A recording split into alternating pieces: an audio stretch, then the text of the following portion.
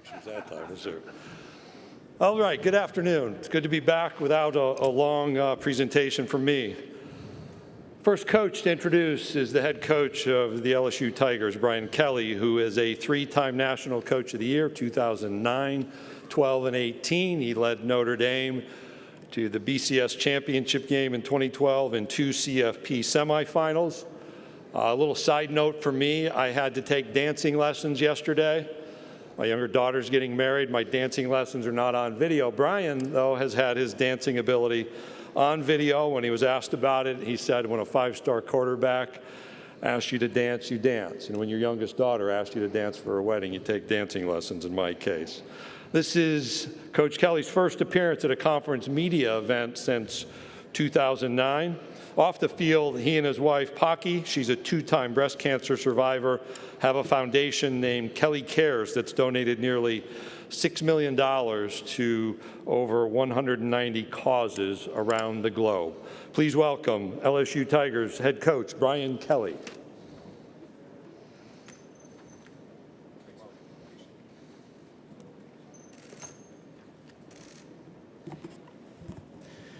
Good afternoon. Certainly a pleasure for me to be here at my first, as Greg mentioned, my first media day since 2009. I think for me, it kind of signifies college football is back. We can now point our attention towards that. And for me, all of my attention is focused on our LSU football team. It's been quite an interesting 6-7 months as I embarked on this journey, which has been exciting for me. It started with, the right time at the right place. The timing was right for me. The place was perfect. We had an incredible president, President Tate, an athletic director that I had history with Scott Woodward, and a rich history and tradition with LSU football. And so for me, it was then taking on that great opportunity in front of me to be part of restoring championship quality football to LSU. Also, the chance to be part of this incredible conference, the SEC. The challenges that come with that. Playing the great schools. I've never been in many of the venues. I'll get an opportunity to play at Auburn this year. I'll get a chance to play at Kyle Field, in the Swamp. Those will be exciting opportunities, something that I've never experienced in my career of 32 years. So the challenges of being in the greatest conference in college football, as well as being at LSU, is I've been asked many times why, and I can tell you that certainly that shared vision of our administration, the great opportunity to restore championship level football to LSU, and then the SEC itself, and being part of this great conference. For me, it's been, as I mentioned, an opportunity to put a roster together in a very short period of time creatively. We've had to use the transfer portal. We've recruited. We've spent a lot of time in player development, and we will then give everybody an opportunity to say, what do we look like here on a Sunday night against Florida State? And we're excited about that opportunity. So with that, I'll open it up to questions. Thank you, Coach Kelly. If you have a question, please raise your hand. Jack, Jake, and Preston will get a microphone to you. And again, please give your name and affiliation. We're going to start right here in front of us, Coach, about 5 rows back. Go ahead. Hey, Coach. Colin Wilson with the Action Network. So when you took over... Oh, there you are. Thank you. When you took over Notre Dame in 2010, you had a new quarterback with Jimmy Clausen, new offensive line, and Notre Dame had some struggles out of the gate in September. Is there anything we can learn from that experience for LSU to be undefeated with Mississippi State, Florida State right out of the gate? Well, now that you put it that way, I hope not. Certainly we have 4 quarterbacks. The spring really was for us to lay down our offense. We weren't really going to gear it towards any particular skill set. So I think I feel much better about the depth in the quarterback situation. Dane was really the only quarterback that had any experience. We were young and inexperienced at that position. I think the depth at the quarterback position is much different. Jaden and certainly Miles bring us obviously starting experience. Garrett obviously for me is an exciting quarterback. Walker's a true freshman, but there's great depth there. The offensive line is clearly an area that we need to keep our eye on, but I think we've added some really good transfers, and we think we've got some young men that have developed. So I would say that right now I stand in front of you that those similar situations, I like the depth and the opportunity to be much better than 2010. Coach, we're going to go down in front of us here on the front row. Ron? Yeah, Ron Higgins, Tiger Details. It's been kind of documented, maybe LSU or the collective of NIL of LSU doesn't have as much funds as other schools. How do you overcome that? And have you run into a situation yet where maybe you were outbid for a player? And how do you overcome that? First of all, I don't know that we don't have as many funds. Nobody has given me, any kind of documentation that we're behind. I feel very comfortable, quite honestly, as I stand here, talking to you, that, what we're doing relative to NIL is as competitive as anybody else. I don't feel like we're being outbid by anybody. I don't think that's the place of NIL anyway. So if we were being outbid, then we're going to be outbid if we have $50 million in our collective. So I don't feel hamstrung by that. I want to continue to educate with NIL. I want to be able to use the resources wisely to help promote name, image, and likeness, and have that available for our student athletes when the time comes. Coach, we're going to stay here in front of me, 3 rows back. Drew? Drew DeArmond, WZZN Radio, Huntsville, Alabama coach. So much of coaching is teaching and then earning the trust of your players. How has it been with Miles Brennan, Keyshawn Butte, John Emery, those guys that maybe that are going to be the key parts of your offense? How have you earned their trust so far? Well, I think trust is a two-way street, they're earning my trust too. I think, it works both ways. First of all, trust is about saying something and backing it up.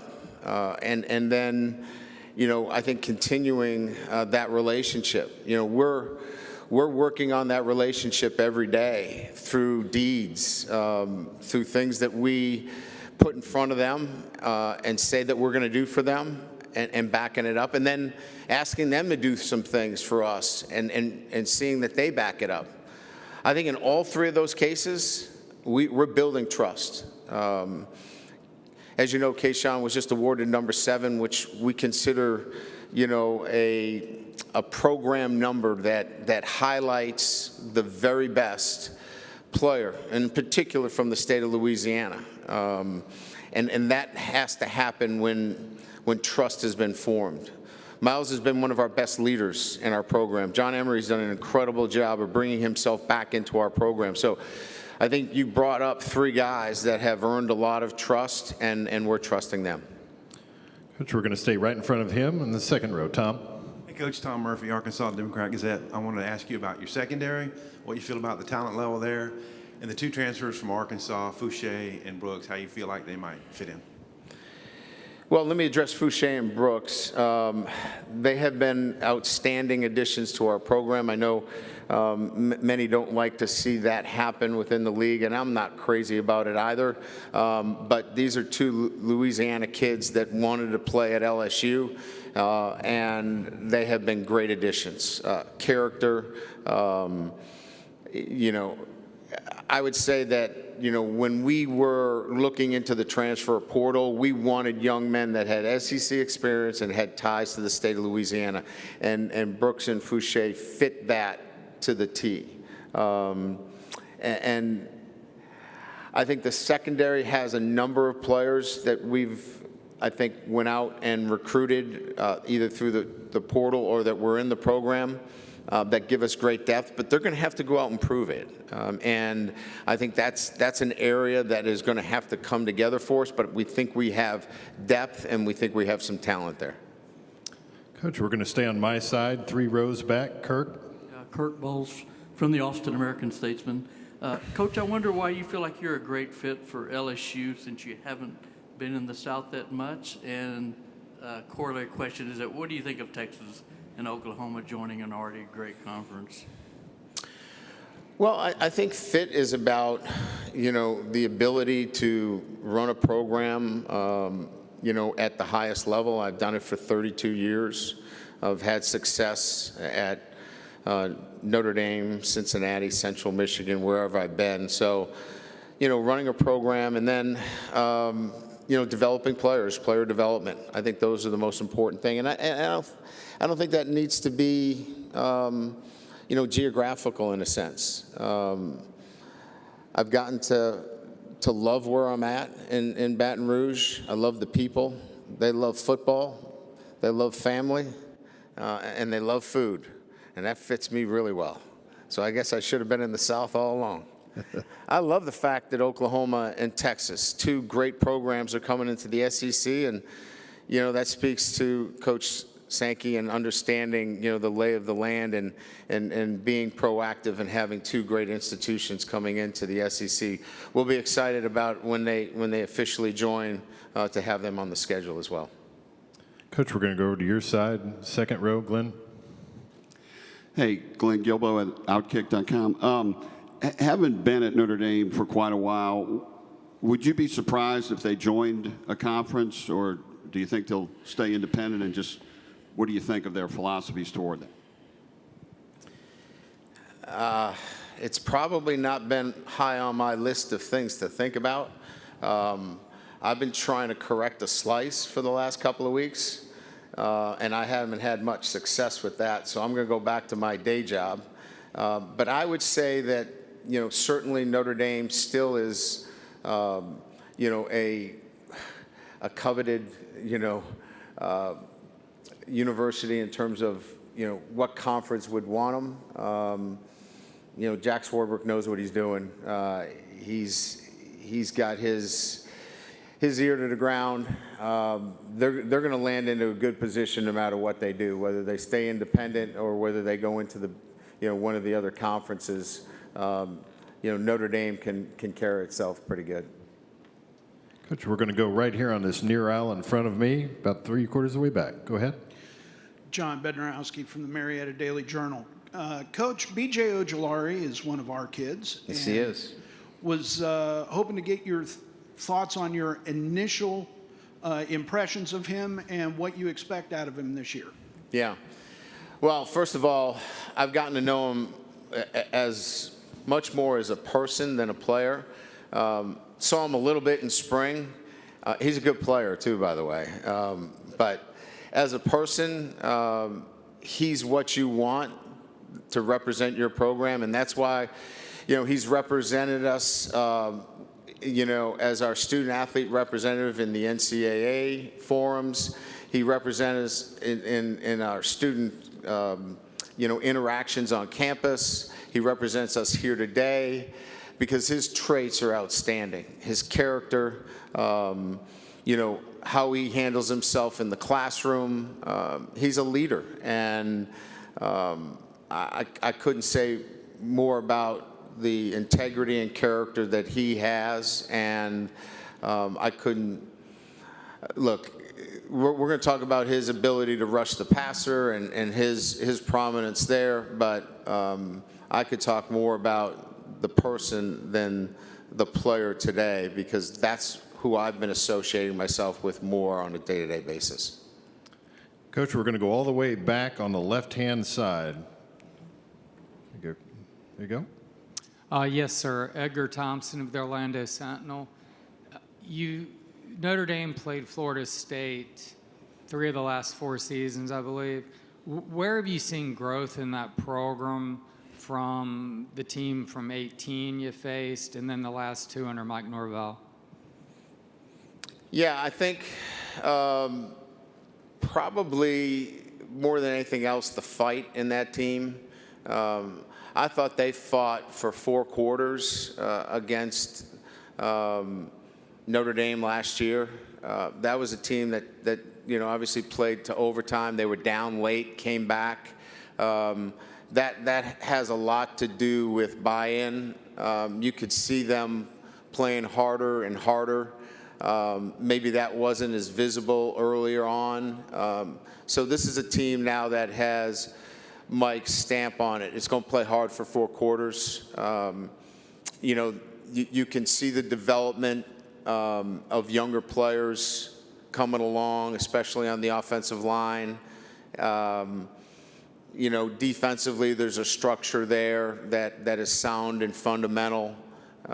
So I really just think you're just seeing the signs of a football program inside out, making the incremental progress that everybody wants to see more wins, but as a football coach, my eyes see a program that's been getting better and better. Coach, we'll go back over to our right, about 3/4 of the way back. Hey, Brian. Matt Baker with the Tampa Bay Times. I wanted to follow up on that. What are your thoughts on facing Florida State in the opener? How much of your notes from at Notre Dame kind of carry over, given that you're in a new position? Yeah, a lot of them carry over. I mean, obviously we evaluate. They lost some really good players.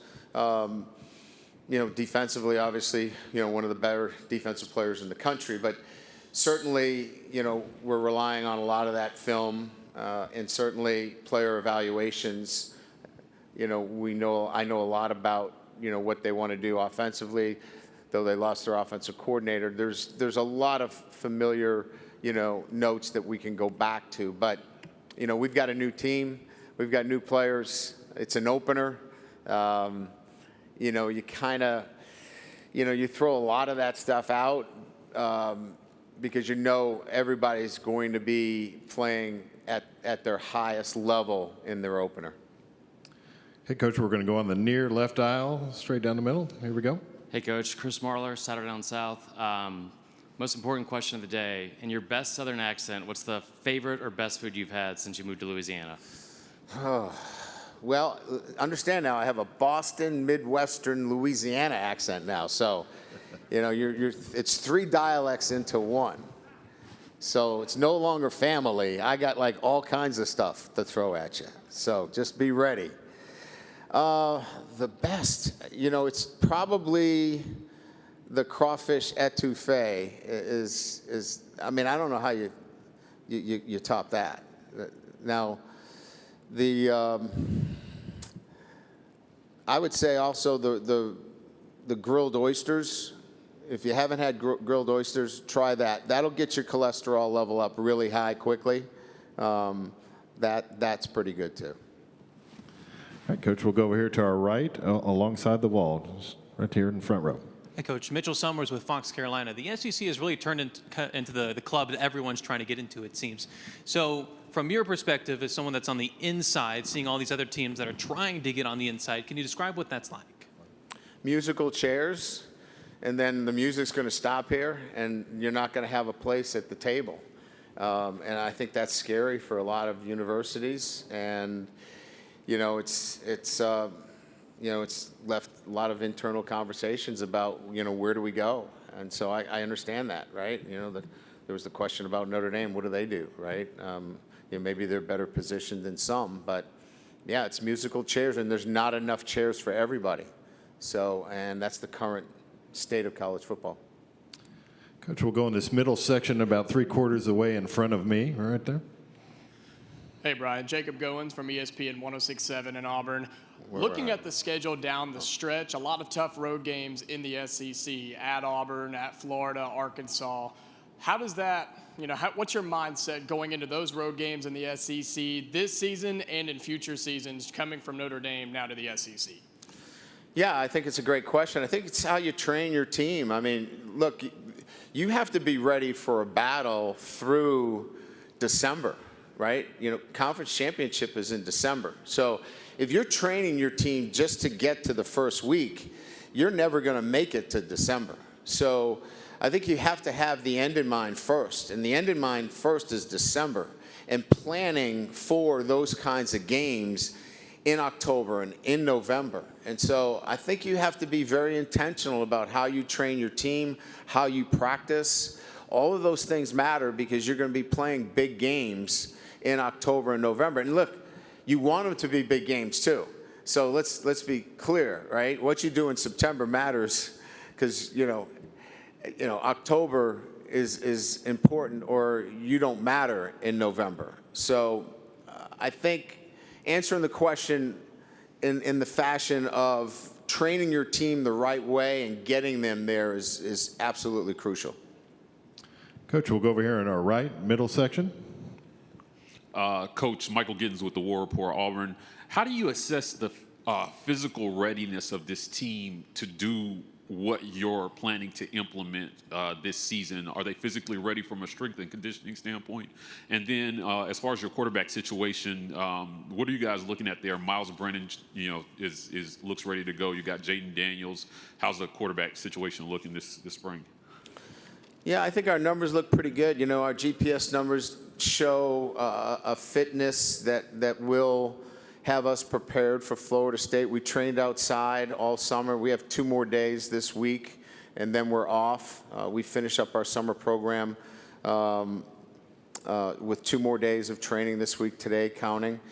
So, yeah, we're healthy. I think our kids would tell you they feel as good as they've ever felt. Our numbers look really good across the board. And then as it relates to the quarterbacks, it's kind of similar to what I said to you, but to a number that have asked about the quarterback situation, is that we're really going to have to set the offensive structure in its installation to the skill set of the particular players. Because number one, they got to take care of the football. Number two, they got to get the ball to playmakers. I've got playmakers on offense that are already in place. So they've got to get the ball to the playmakers. And number three, you know, they've got to make plays, you know, that quarterback. So the ultimate decision-making on who that quarterback is, well, he'll have to hit those 3 notes. And I think all of those guys can do that. We'll have to put them in that position so we can evaluate that. Okay, Coach, we're going to go back over here on the left-hand side alongside the wall. How you doing, Coach? Scotty from All Script. I spoke with former alum Ryan Clark, and he's very adamant about the talent on the state of Louisiana. With your national recruiting, how do you balance locking down the state of Louisiana with the great players and balancing with other states that you've recruited out of Notre Dame? Yeah, I mean, I think first and foremost, you know, making sure that you evaluate the entire state of Louisiana. And I think that means, you know, make sure you extend yourself. It's not just New Orleans and the greater Baton Rouge area. You got to get up north. You know, you got to get all the way up through Shreveport. You got to get up to Monroe. You got to get up all into the state of Louisiana. Now, that doesn't mean you just take a kid from Louisiana because he's from Louisiana. If he's not rated as high, then can you go out of state? Sure. But you better know the players in the state of Louisiana. And that means the entire state. And I think that's maybe where, you know, if I've gotten any feedback, you know, that maybe we needed to extend our recruiting efforts a little bit further north. And I think we've done that. Coach, we're going to go right in front of me, about 3/4 of the way back, right here in the teal shirt. Brian, over here, josephgoodmanale.com. How much did the lopsided losses to Alabama play into the fact that you wanted to leave Notre Dame for LSU? That wasn't part of my decision making. Those were really good teams. They both won the national championship. I thought we played Alabama better than anybody in that last playoff. Their talent, you know, was unbelievable on the offensive side of the ball that year. So that wasn't like, well, I'm taking the LSU job. Alabama was so much better than us. That was not part of the process. for me. It was timing. It was this place at LSU and the administration and the opportunity to bring this program back. It really had nothing to do with the Alabama game. Coach, we'll take one final question here to our left, second row. Bob? Right there. Hey, Brian, Bob Holt, Arkansas Democrat Gazette. I think I read this right, that Brad Davis is the only assistant you retained. That's correct. I wonder why you did that and what went into that thought process, and just what kind of coach you think Brad is and what he'll do with the O-line. So Brad was the interim head coach, so I got a chance to see him in a different capacity, in much more of a, I would say, leadership capacity, where he got an opportunity to really touch all of the players, and I really loved his ability to reach players. And I felt like if he could reach all of those players, how well would he do with 15 to 18 players? Also, he worked for Sam, and I consider Sam Pittman one of the best, if not the best, offensive line coach in college football. And so he's been tutored under the best, played the position from Baton Rouge, just all those things together. And then my time with him and his want and desire to be part of LSU made it an easy decision for me. Hey, Coach Kelly, thank you for your time this afternoon. Thank you. Appreciate it.